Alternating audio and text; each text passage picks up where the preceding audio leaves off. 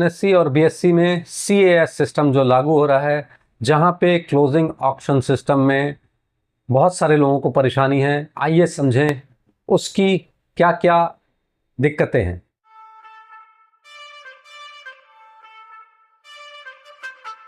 CAS यानी closing auction system, जो कि रोज 3:15 बजे शुरू हो रहा है एफ&ओ सेक्शन के लिए। बार बार इसमें अभी भी थोड़ी सी परेशानियां हैं जो लोग समझ नहीं पा रहे हैं। तो आइए समझते हैं इसमें किस तरह से मैकेनिज्म जो है काम कर रहा है और अभी कब तक चलेगी ये परेशानी।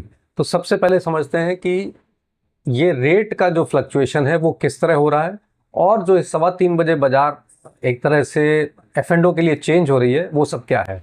तो सबसे पहले जो नॉर्मल मार्केट थी कैश की, वो सिंपल जैसे पहले 9:15 से 3:30 तक चलती थी वो वैसे ही रहेगी, उसमें कोई चेंज नहीं है।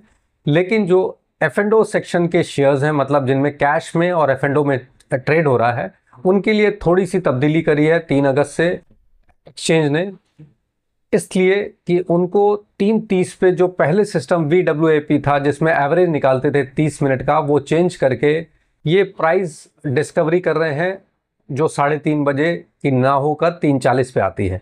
तो इसमें चेंज आया है ये कि 3:15 पे एक तरह से फ्रीज लग जाता है एफ&ओ सेक्शन पे, जब मतलब जो 3:15 के प्राइस हैं वो फ्रीज हो जाते हैं। इसके बाद जो भी आप ट्रेड डालते हैं वो एक तरह से बाइंग और सेलिंग के 3:25 तक जो है वो एक दूसरे से मैच कराए जाते हैं एक्सचेंज के द्वारा, और उसमें जो ज़्यादा वॉल्यूम वाला होता है उससे प्राइस डिस्कवरी होती है।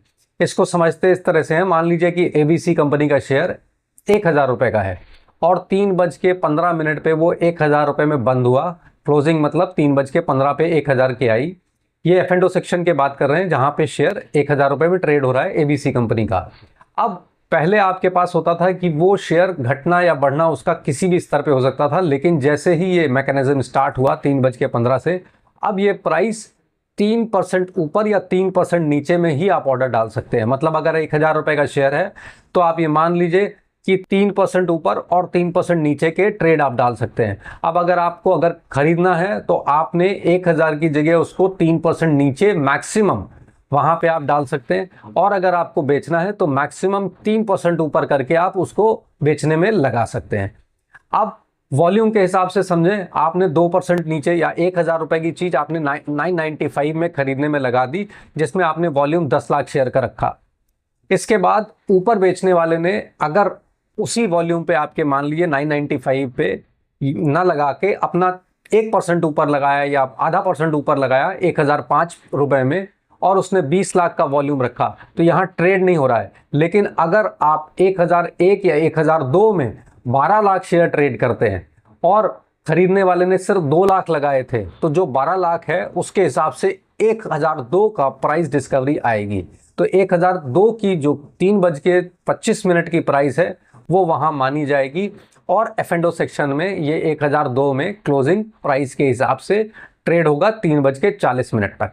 इसका फर्क आपके खास करके अगर देखें तो कॉल और पुट में भी फर्क आ रहा है, बिकॉज अभी क्या है 7-8 शेयर इस तरह के हैं जिनकी वेट निफ्टी में ज़्यादा है, और अगर वहाँ पे आप वॉल्यूम ज़्यादा क्रिएट कर दें तो दूसरी तरफ जो कॉल एंड पुट है वहाँ पे चेंज बहुत हैवी आ जा रहा है कि अगर 50 रुपए की कोई कॉल चल रही थी वो 150 रुपए की हो जा रही है, या पुट चल रही थी 50 की वो 100 रुपए की हो जा रही है। तो ये सब फर्क आ रहा है कि वो जो 7-8 शेयर बड़े हैं जिनमें 40 से 50% निफ्टी के ट्रेड्स या वेट है, वहां पे अगर वॉल्यूम इस तरह का आया जो मैंने बताया कि 10 लाख शेयर या 12 लाख शेयर में काम हो रहा है, उस तरह से वहां पे कॉल और पुट में चेंज हो जाता है। तो अभी इसमें और भी बहुत सारी चीजें हैं समझने के लिए।